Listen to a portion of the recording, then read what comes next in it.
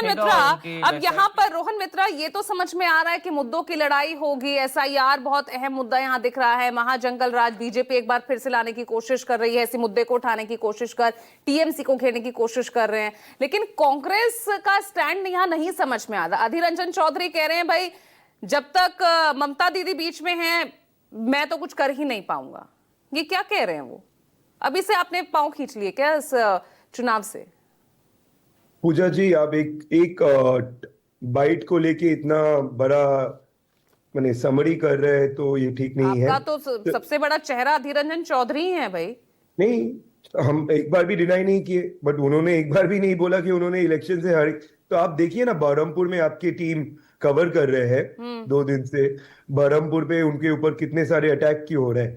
अगर कांग्रेस फैक्टर नहीं रहा तो कांग्रेस के एमएलए के नाम डिलीट क्यों होने का कोशिश किया जा रहा है।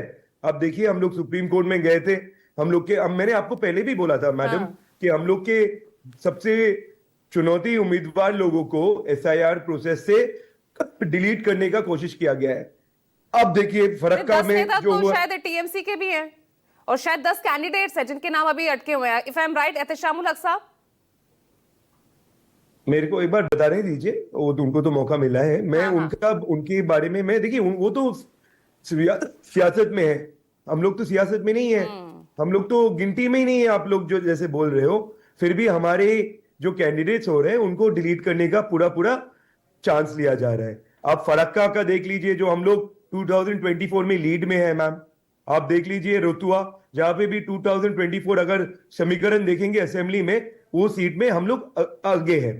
तो आप अगर आपको लगेगा कि कांग्रेस लड़ाई में नहीं है तो वो आपकी सोच है, वो मैं उसमें, हम लोग डेमोक्रेसी लोकतंत्र में बिलीव करते हैं। नहीं, मैं ऐसा, हम ऐसा बिल्कुल नहीं सोच रहे, ना ही हम ये नैरेटिव, मैं तो पूछ रही हूँ कि आखिर उन्होंने ऐसा बयान क्यों दिया, वो ये क्यों मान रहे हैं कि ममता ही बीजेपी को लाने वाली है और जब तक ममता दीदी बीच में है तब तक मेरा कुछ नहीं हो सकता, ये तो कह रहे थे ना वो।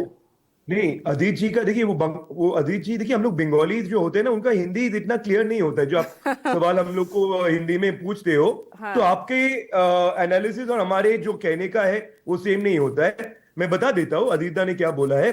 अदिता ने बोला है 98 में बीजेपी 98 से पहले तो कभी असेंबली या लोकसभा में बंगाल से कोई सीट नहीं जीता था।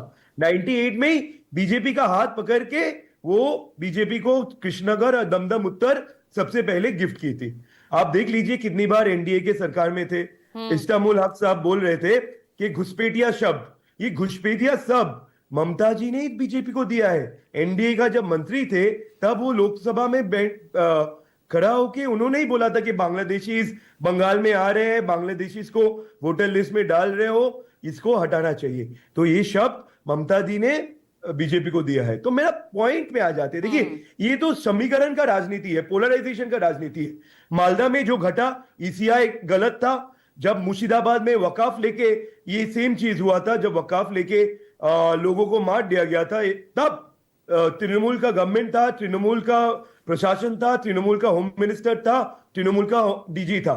फिर भी आप देख लीजिए उस टाइम पे भी ये लोग राइट्स रोक नहीं पाए। ये समीकरण का राजनीति ये दो पार्टी को सूट करता है, क्योंकि आप फिर बोलोगे, मीडिया तब बोलोगे कि ये दोनों पार्टी राजनीति कर रहे हैं बंगाल में, बाकी जो सेक्युलर क्रेडेंशियल्स के हैं, जो धर्म के नाम पे राजनीति नहीं करेंगे, जो हुमायूं कबीर जैसे इंसान को ठुकराएंगे, वो लोग राजनीति नहीं कर पाएंगे। देखिए हुमायूं कबीर 2024 में जो शब्द उच्चारण किए थे, उसी दिन ममता जी को तृणमूल से उनको हटा देना चाहिए था, उन्होंने हटाया नहीं। उन्होंने इंतजार किया जब वो बाबरी मस्जिद करके एकदम सामने आके ये समीकरण का राजनीति किया, तब अभी भी उसको तो सस्पेंड ही किया है, एक्सपेल तो नहीं किया है पार्टी से।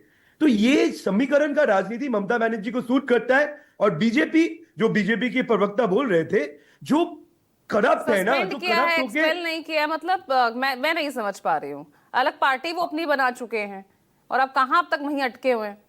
अरे 2024 में जब वो बोला हिंदू लोग को काट देंगे, तब एक्सपेल किया था, एक्सपेल किया था तब। तो वही तो पॉइंट है ना। और बीजेपी के जो बोल रहे थे ना, वो तो वॉशिंग मशीन बन गए हैं। आज नारदा वाला केस में अगर वो लोग कुछ मूवमेंट करेंगे अगेंस्ट टीएमसी, तो शुभेंदु अधिकारी भी तो फंस जाएगा। सीबीआई के ऊपर नारदा का इन्वेस्टिगेशन का, तो आप भी मान रहे हैं ना बाइपोलर है इस बार का चुनाव? आपके आपको लग रहा है बाइपोलर है, बिकॉज आप लोग ये मौका दे रहे हैं। आप लोग इश्यू तो नहीं बोल रहे कि बंगाल में 80 लाख लोगों को बेकार भाता मींस नौकरी नहीं है, 80 लाख लोगों को आप लोग 1500 रुपया करके दे रहे हो और इसके लिए कोई कुछ खराब नहीं बोल सकता। ये हो जा रहा है अच्छा चीज। अरे 15 साल बाद आप 80 करीब लाख 1 लाख बच्चे को कैश नौकरी नहीं दे ट्रांसफर पा तो रहे हर हो। हर परिवार को हो रहा है। अब चाहे आप इसे बेनिफिट स्कीम्स कहिए या कुछ भी अरे कहिए, बट फिर राज्य फुल सरकार दे रही नौकरी है। तो चाहिए ना। नौकरी क्यों नहीं देंगे क्या? 1500 रुपया मंथली मिलेगा तो चलेगा जिंदगी। किसी का जो 21 साल का है वो 26 साल होगा, उसका शादी होगा, बच्चा होगा, 1500 रुपया में चलेगा उसका, 3000 रुपया में चलेगा उनका। जिंदगी ऐसे ही चलता रहेगा। इधर पे इलेक्ट्रिसिटी बिल का कितना बढ़ रहा है, लेकिन ये रियल मुद्दे तो एस्टेट कहीं कितना गौर बढ़ दिख रहा है। रहे हैं ना, एसआईआर के आगे अपने अस्तित्व को बचाने की लड़ाई में ये मुद्दे तो गौर दिख रहे हैं।